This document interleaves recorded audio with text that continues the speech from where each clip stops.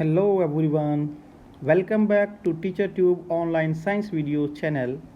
We offer the videos for classes 6 to 10 NCERT science as per the CBSE and NCERT guidelines and according to the syllabus.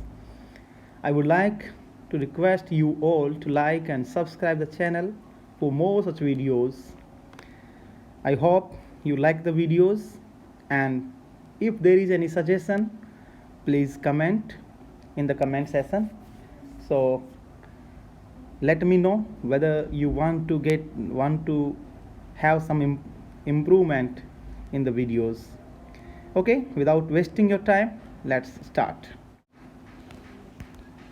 Okay, let's start. So today we are going to discuss the second chapter, that is acids, bases and salts of class 10. Okay आज हम class 10 के second chapter को discuss कर रहे हैं, जिसका heading है acids, bases and salts. So before we proceed, I would like to request you all to please like, subscribe and press the bell icon to get the notification well and when the new video is uploaded. Okay चलिए, I hope आपको video पसंद आएगा. चलिए आगे चलते हैं, शुरुआत करते हैं. देखिए, what is an acid. So acid के बारे में बात हम कर रहे हैं, तो एसिड की प्रॉपर्टीज़ को हम डिस्कस कर लेते हैं यहाँ पर. So acids are the substances which have a pH value less than 7, first thing. Then acids neutralizes bases. Acid जो हैं वो बेस को न्यूट्रलाइज करते हैं. एसिड्स जो हैं that they form hydrogen ion, hydrogen positive ion in the solution, and acids are the corrosive and they react with most of the metals to form hydrogen gas. और यहाँ पर जो hydrogen gas होती है वो evolve हो जाती है. and then lastly the acids are the good conductors of electricity. so इनमें आयंस होते हैं, इस वजह से ये इलेक्ट्रिसिटी के गुड कंडक्टर होते हैं.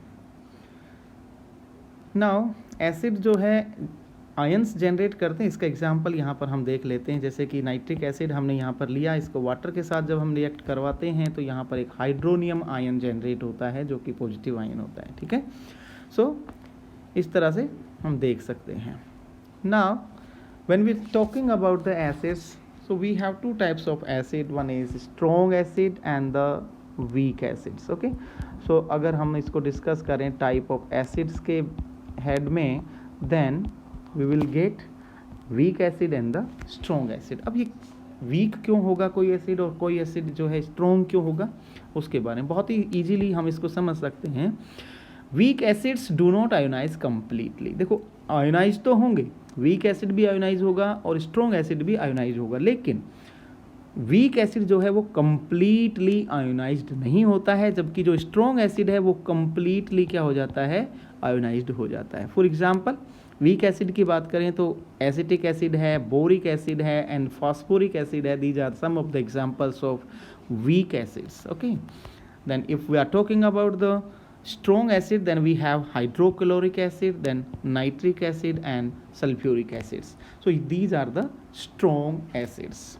ठीक है, तो यहाँ स्ट्रॉन्ग और वीक एसिड्स के बाद पढ़ने के साथ साथ अब हम आगे देख लेते हैं कुछ ऐसे एसिड जिन्हें हम कॉमनली यूज़ करते हैं या we have listen about them, थोड़ा बहुत उनके बारे में जानकारी रखते हैं. देखिए, first one is hydrochloric acid. बहुत ज़्यादा इसको यूज़ किया जाता है.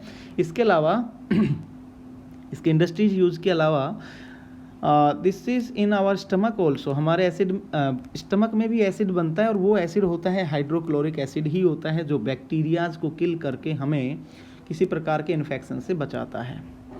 Got it? Then second one is sulfuric acid, that is H2SO4, और ये कार बैटरीज में यूज़ किया जाता है. Then nitric acid, it has an explosive nature, और पटाखे वगैरह और एक्सप्लोसिव बनाने में इसको यूज़ किया जाता है. एसिटिक एसिड को दो तरीके, यहाँ पे थोड़ा लिखने का तरीका अलग है, अलग से तरीके. यहाँ हम इनको इस तरह से भी लिख सकते हैं, CH3COOH, एंड इसका जो कॉमन नेम है वो है विनेगर.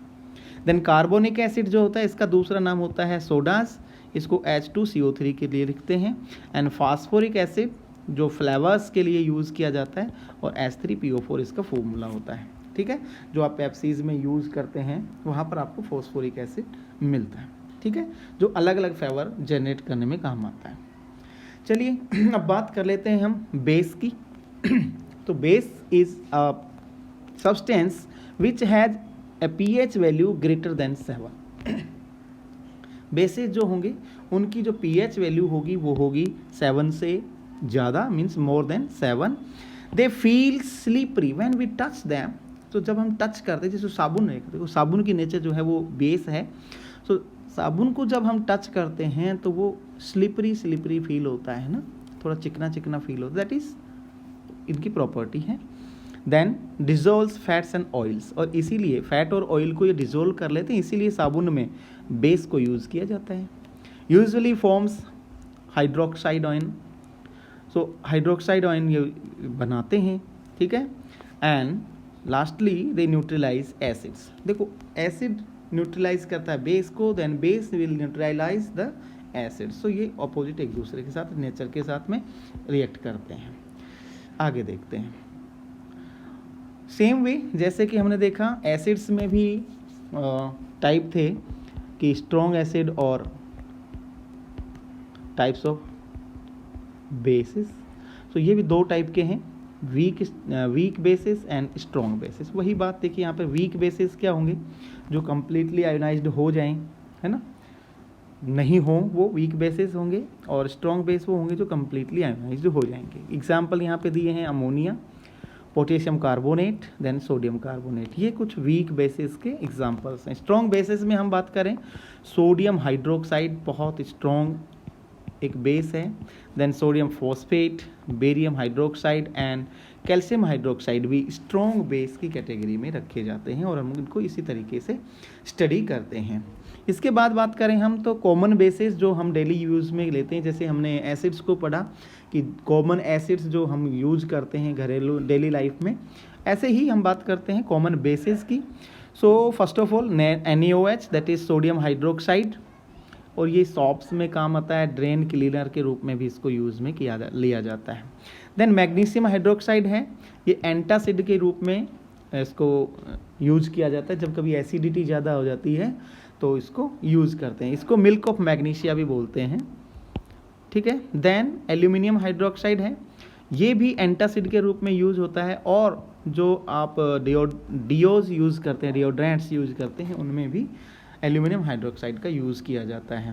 देन अमोनियम हाइड्रोक्साइड, ये अमोनिया को जनरेट करने में ये काम में लिया जाता है, ठीक है।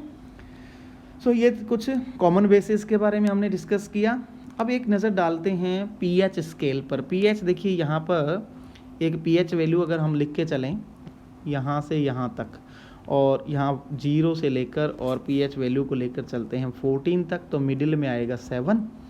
सो 0 से 7 तक जो प्रॉपर्टीज़ हैं, 0 से 7 तक, ये जो प्रॉपर्टी होगी या पीएच वैल्यू वाले जो भी सॉल्यूशन सब्सटेंसेस होंगे वो होंगे एसिड्स, और जो 7 एंड अबव वाले होंगे वो होंगे हमारे बेसिस। यहाँ से आगे होंगे ये बेसिस होंगे, ठीक है। कुछ एग्जाम्पल यहाँ पे दिए हुए हैं, जैसे लेमन जूस, इसका पीएच होता है 2.0, वाइन जिसका पीएच होता है 4.0, मीन्स एसिडिक बेस है ये भी। रेन का पीएच होता है 5.5, जो हमारी ह्यूमन बॉडी में जो ब्लड होता है उसका पीएच होता है 7.5, मीन्स लिटिल बिट थोड़ा सा ये बेसिस की तरफ मूव कर रहा है। और जो नॉर्मल रेंज है या न्यूट्रल रेंज होती है वो 7 से 8 के बीच में होते हैं। जो हमारी मोस्ट ऑफ जो लाइफ एग्जिस्ट करती है उसका जो बेस है मीडियम जो होना चाहिए वो होना चाहिए 7 to 8 in between. Then it comes baking soda, इसका पीएच वैल्यू है 8.5, डिटर्जेंट जिसका पीएच वैल्यू है 10, एंड ब्लीचिंग पाउडर का भी होता है 12.5। सो ये एग्ज़ाम में इस तरह से नहीं आते हैं, लेकिन बस थोड़ा ये हमें समझना है कि पीएच वैल्यू किस तरह से बिहेव कर रही है एसिडिक मीडियम में और बेसिक मीडियम में, ठीक है। यहाँ कुछ जो इम्पोर्टेंट यहाँ पे दिए हुए हैं, हो सकता है कई बार ये क्वेश्चन में 1 नंबर के क्वेश्चन में पूछा जा सकता है इस तरह के क्वेश्चन। आगे बात करते हैं हम acids bases in solution, solutions में एसिड्स और बेसिस किस तरह से बिहेव कर रहे हैं। फॉर एग्जांपल, अगर हम वाटर में हाइड्रोक्लोरिक एसिड का सॉल्यूशन मिक्स करते हैं तो हम देखेंगे, देखिए हाइड्रोनियम आयन जनरेट होता है और एक क्लोराइड आयन जनरेट होता है। तो ये हमने पहले भी पढ़ा था कि एसिड्स जो हैं वो आयन्स जनरेट करते हैं। इन द सेम वे अगर हम बेस की बात करें तो बेस का यहाँ पर एक एग्जांपल दिया हुआ है, बेस NaOH प्लस हाइड्रोजन के साथ इसको जब हम कर रहे हैं तो ये भी दो टुकड़ों में टूट रहा है, और इसको हम रिएक्शंस के टाइप में भी देखें तो वहाँ भी हम इसको पढ़ेंगे, sodium plus and hydroxide negative, ये पॉजिटिव रहेगा और ये नेगेटिव रहेगा।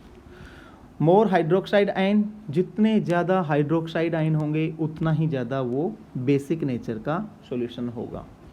क्लियर? देन ये न्यूट्रलाइजेशन की कुछ रिएक्शन हम यहाँ पर देखेंगे। देखिए NaOH प्लस HCl, यहाँ ये बेस है और HCl जो है वो एसिड है। जब एसिड और बेस की जब रिएक्शन होती है we will get salt and water, इसको H2O ऐसे लिखना चाहिए, ऐसे भी लिख सकते हैं। क्लियर? सो एसिड और बेस जब रिएक्ट करते हैं तो identically they will form salt and water. Ammonia और वाटर की जब हम रिएक्शन करवाते हैं तो we get ammonium ion and hydroxide ion. ठीक है, तो ये भी कुछ इनके एग्जाम्पल्स थे। अब देखिए एसिड रेन के बारे में अगर हम बात करें तो कई बार हमने सुना होगा इस फिनोमेना के बारे में कि एसिड रेन हो गई है। एसिड रेन होता क्या है एक्चुअली में, कि जो एयर में जो पोल्यूशन है, पोल्यूशन किस किस की वजह से होता है। पोल्यूशन होगा sulphur dioxide that is called SO2, then carbon dioxide that is CO2 and nitrogen dioxide NO2। ये सब एयर में जब चले जाते हैं तो जब बरसात होगी, जब रेन होती है तो वो वाटर के साथ कंबाइन होकर क्या बना लेते हैं, विभिन्न डिफरेंट टाइप्स के एसिड्स बनाते हैं। फॉर एग्जांपल कार्बन डाइऑक्साइड जो है वाटर के साथ कंबाइन होकर क्या बना रहा है, कार्बोनिक एसिड बना रहा है। ठीक है, तो ये जब वाटर के साथ में ड्रॉप नीचे आएंगी तो उसके साथ कार्बोनिक एसिड भी आएगा। तो इस प्रकार की जो एसिड होगी उस एसिड इस प्रकार की जो रेन होगी उस रेन को हम बोलेंगे एसिड रेन। ठीक है, then what are the salts या व्हाट इज सॉल्ट। सॉल्ट क्या है, एसिड और बेस की रिएक्शन से जो न्यू प्रोडक्ट बनता है तो वहाँ पर एक सॉल्ट भी बनता है। Salt is a natural substance, neutral substance, sorry, ये न्यूट्रल है, ना तो ये एसिड है ना बेस है, दोनों के बीच का और न्यूट्रल सब्सटेंस है, which is produced from the reaction of an acid and A base, जो एसिड और बेस की रिएक्शन से प्रोड्यूस होता है। ठीक है, सॉल्ट क्या है, salt is composed of negative ion and ये नेगेटिव आयन आपको कहाँ से मिल रहे हैं, इनको एसिड से, एसिड से नेगेटिव आयन मिलेंगे and positive ion from the base, base से मिलेंगे positive ions. One of the products of a neutralisation reaction, कोई भी न्यूट्रलाइजेशन रिएक्शन होगी, न्यूट्रलाइजेशन रिएक्शन क्या होगी, एसिड और बेस के बीच की जो रिएक्शन होगी उसको हम बोलते हैं न्यूट्रलाइजेशन रिएक्शन।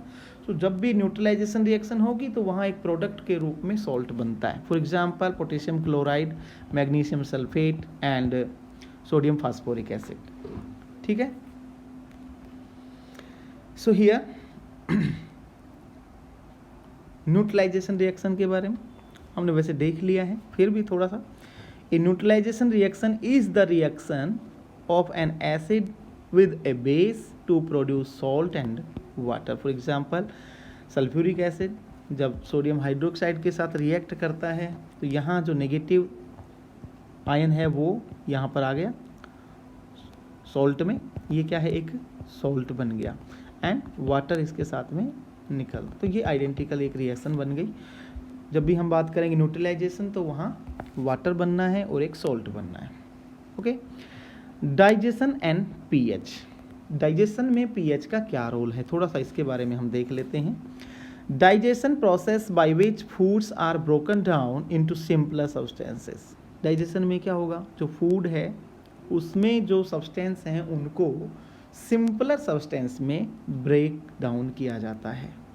ठीक है, देन मैकेनिकल डाइजेशन, अभी दो टाइप का डाइजेशन होगा, एक होगा mechanical digestion, the second one will be called as chemical digestion. Mechanical digestion में क्या होगा, फिजिकल प्रोसेस है in which food is torn apart, means food को पीसा जाता है, बारीक टुकड़ों में बांटा जाता है उसको। देन केमिकल डाइजेशन क्या होगा, chemical reactions in which large molecules are broken down, यहाँ पे लार्ज बड़े जो मॉलिक्यूल्स हैं वो ब्रोकन डाउन किए जाते हैं, किसमें, इनटू स्मॉलर मॉलिक्यूल्स में, छोटे मॉलिक्यूल्स में उनको ब्रेक डाउन किया जाता है। फॉर एग्जांपल स्टमक में एंड स्मॉल इंटेस्टाइन में ये काम होती हैं केमिकल रिएक्शंस, केमिकल डाइजेशन होता है।